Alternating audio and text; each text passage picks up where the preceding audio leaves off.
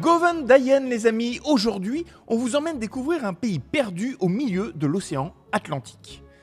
Dans cet épisode il y aura des cascades, des glaciers, des canyons, des plages de sable noir, des baleines, des puffins, des zombies. Venez découvrir avec nous la terre des Vikings, les amis, bienvenue en Islande. Et c'est évidemment par l'aéroport de Keflavik que nous atterrissons, et le problème c'est qu'il est 4h du matin et que notre camping-car ne sera prêt qu'à 14h. Qu'à cela ne tienne, à quelques kilomètres de l'aéroport se situe le célébrissime Lagon Bleu. Nous y allons en taxi et sur le chemin, c'est le premier choc. La route d'accès est recouverte de pierres de lave, stigmate des multiples éruptions ayant eu lieu dans le secteur depuis novembre dernier. Et il se trouve que le Lagon Bleu se situe en plein milieu de cette zone. D'ailleurs, il est susceptible d'être évacué à tout moment, puisqu'une nouvelle éruption est attendue dans les prochaines semaines, ou les prochains jours, ou les prochaines heures. Difficile à prédire. Mais bon, nous profitons de notre arrivée aux aurores pour être parmi les premiers à entrer dans l'eau à 7h du matin. L'eau salée de cette piscine naturelle sort des entrailles de la Terre à 38 degrés. Et après un vol long courrier, franchement, c'est pas mal.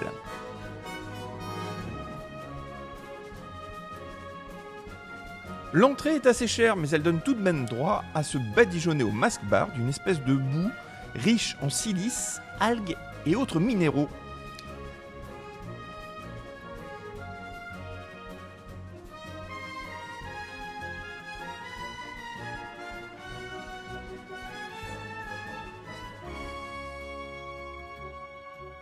Au menu aussi des saunas, des hammams et même une steam cave que seuls les vrais Vikings pourraient supporter.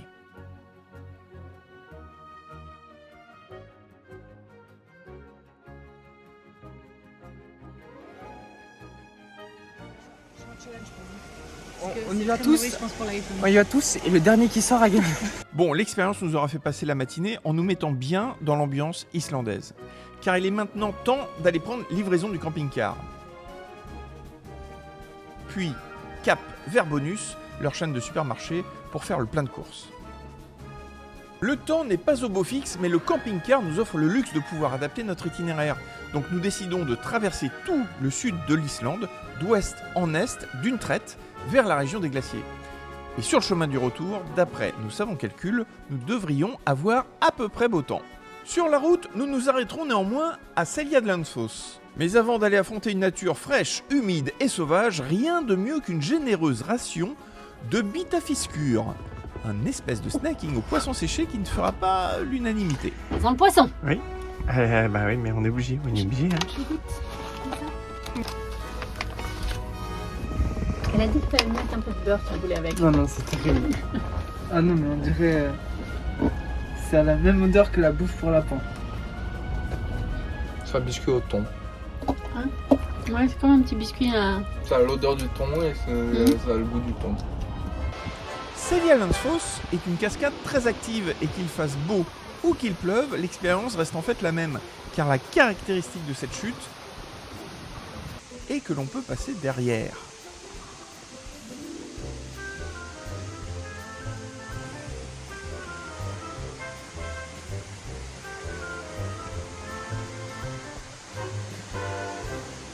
Et derrière la cascade, il fait un froid de gueux. Nos mains sont gelées et on s'en prend plein la figure. Mais bon, c'est quand même rigolo.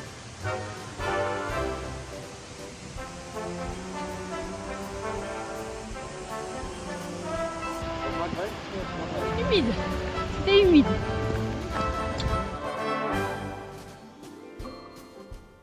Il existe de multiples façons pour découvrir les merveilles de l'Islande. Nous avons choisi le camping-car, mais d'autres alternatives sont possibles. Je vous laisse seul juge.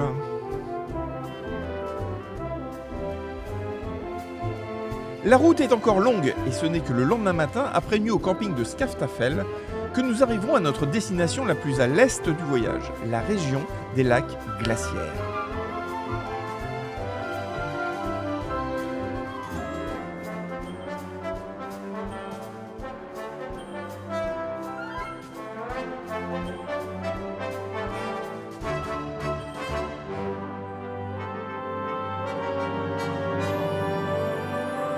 Nous ferons un premier stop à Vatnajökull pour faire quelques vidéos de drone car la route n'est pas praticable en camping-car.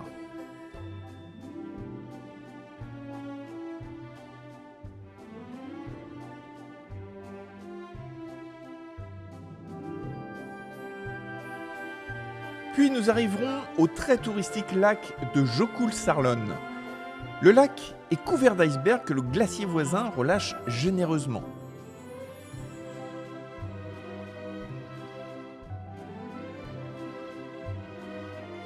Le paysage est splendide et attire évidemment pas mal de touristes. Certains choisissent une balade en véhicule amphibie,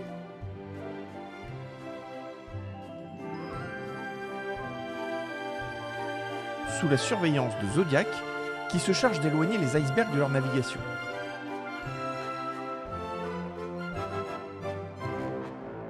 Les moins frileux empruntent des kayaks pour évoluer sur le lac et c'est peut-être le meilleur moyen d'approcher les rares espèces du coin, dont ces quelques phoques en train de pêcher entre ces îlots de glace à la dérive.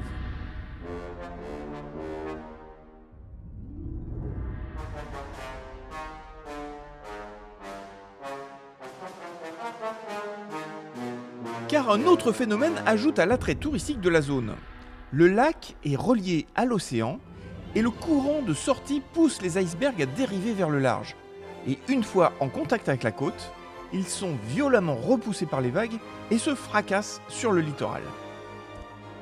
La plage de sable noir se couvre alors de débris de ces énormes glaçons, laissant l'impression d'avoir affaire à une plage de diamants. Il n'en fallait donc pas plus pour que les locaux la surnomment Diamond Beach.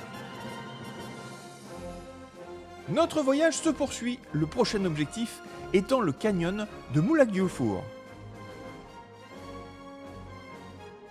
Nous partons pour une magnifique rando et je vous laisse en musique car les images suffisent amplement.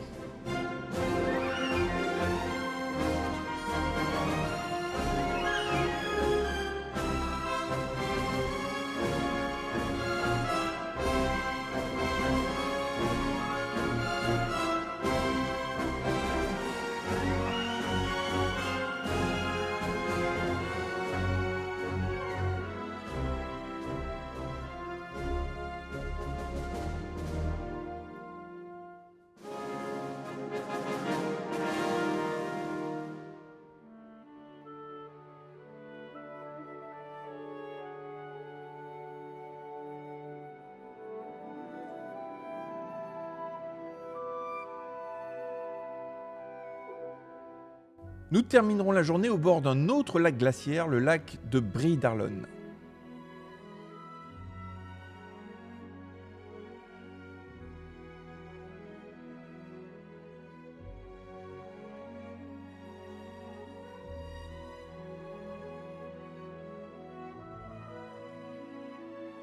Le lendemain, c'est une nouvelle randonnée qui ouvre la journée depuis notre camping à la découverte de Svartifoss, une chute entourée d'impressionnantes colonnes de basalte.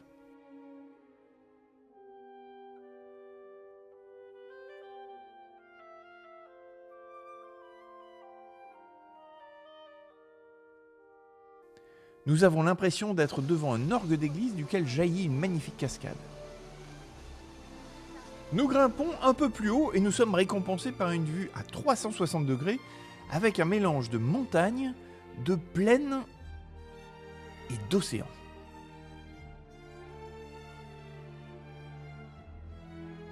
L'après-midi, nous décidons de partir à la découverte d'un canyon au nom absolument imprononçable. L'accès à la rivière étant interdite, nous grimpons sur le flanc droit du canyon où s'enchaînent plusieurs points de vue très chouettes.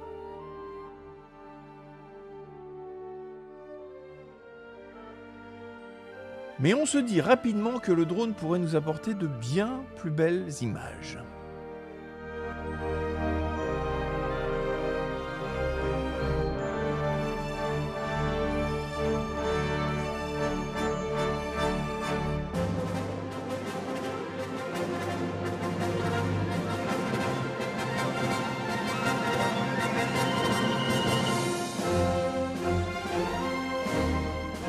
Encore une belle journée qui se terminera à Vík, reconnaissable entre mille par ses colonnes géantes de lave patiemment sculptée par la mer et située à quelques mètres d'une plage de sable noir parmi les plus belles du pays.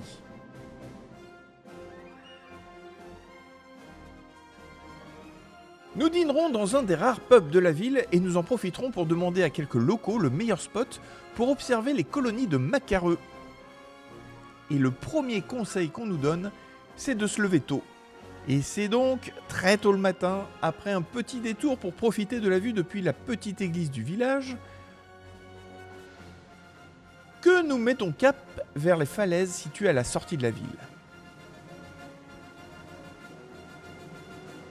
Le décor est digne d'une scène du Seigneur des Anneaux. La sublime plage de sable noir sépare l'océan des hautes falaises de basalte qui semblent être le refuge de milliers de macareux dont nous découvrons l'intense activité matinale.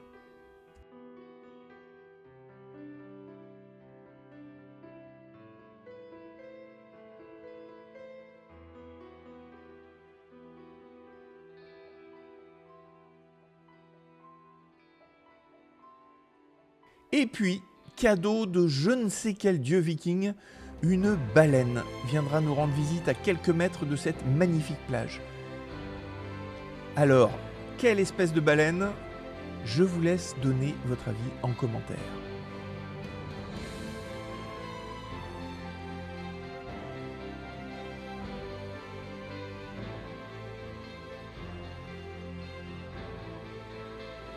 Au loin, nous distinguons la péninsule de Dirolae.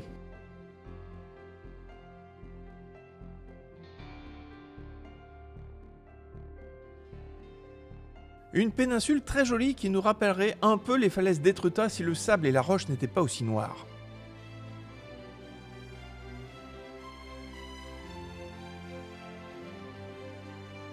C'est aussi ici que nous observerons le mieux nos amis macareux.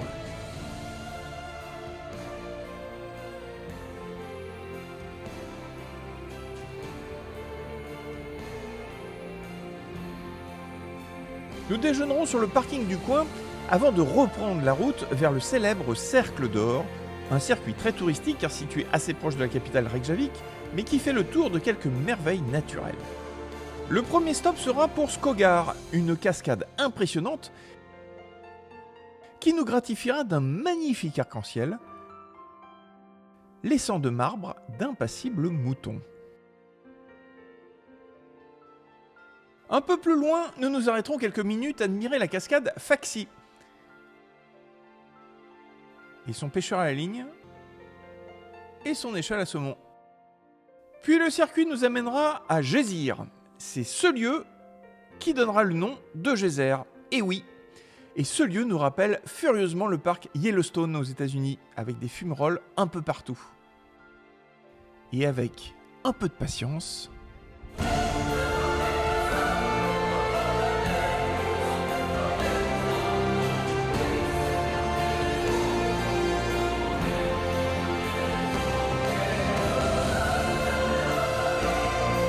La journée se termine à admirer les très impressionnantes chutes de Gullfoss, sous un soleil de fin de journée.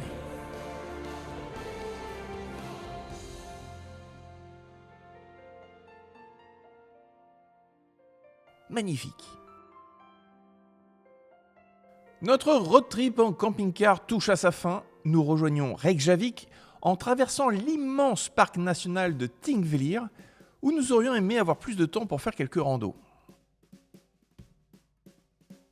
Hélas, le temps nous manque, nous devons rendre le camping-car.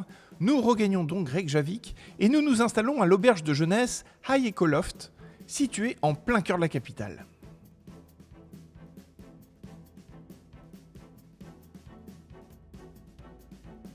Nous découvrons une ville colorée où les maisons en bois côtoient les maisons recouvertes de tôles ondulées, où les vieilles bâtisses en pierre font face à des façades recouvertes de street art. L'ensemble est finalement assez chaleureux. En parcourant les quelques rues commerçantes du centre-ville où foisonnent les magasins de souvenirs,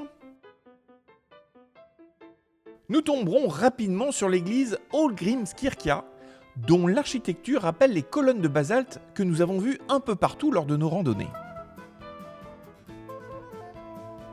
Devant l'église trône la statue d'un fier viking, Leifur Eriksson, le fils d'Éric le Rouge qui découvrit l'Amérique vers l'an 1000, soit 5 siècles avant Christophe Colomb. Et pour la petite histoire, la statue a d'ailleurs été offerte par les Américains.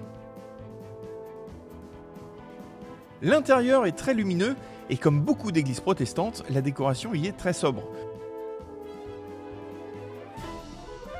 Son seul luxe étant un immense orgue qui surplombe l'entrée de la nef. En descendant la rue Frakastigur, nous rejoignons la baie où trône fièrement l'autre icône de Reykjavik, Sólfarid, littéralement le voyageur du soleil. Il s'agit d'un drakkar en aluminium sculpté par John Gunnar Arnason et qui semble défier les paquebots bien plus gros que lui. C'est sur cette dernière image que notre court séjour en Islande s'achève. Nous partons le lendemain à l'aube, juste avant que le volcan qui avait recouvert tous les environs du lagon bleu de lave ne se remette en éruption, condamnant Grindavik, une ville de 4000 habitants qui ne reviendront sûrement jamais dans leur maison. C'est aussi ça l'Islande, une nature bouillonnante et inarrêtable quand elle explose, qui nous rappelle notre fragile statut de squatter de cette planète. Je vous laisse avec nos plus belles photos et je vous dis à très vite les amis pour de nouvelles aventures. Ó hve ég orðin einn en fel það fyrir þér hljótt harminn ber veit hvað mér gott en illa get hætt við götunar seg eign mína nei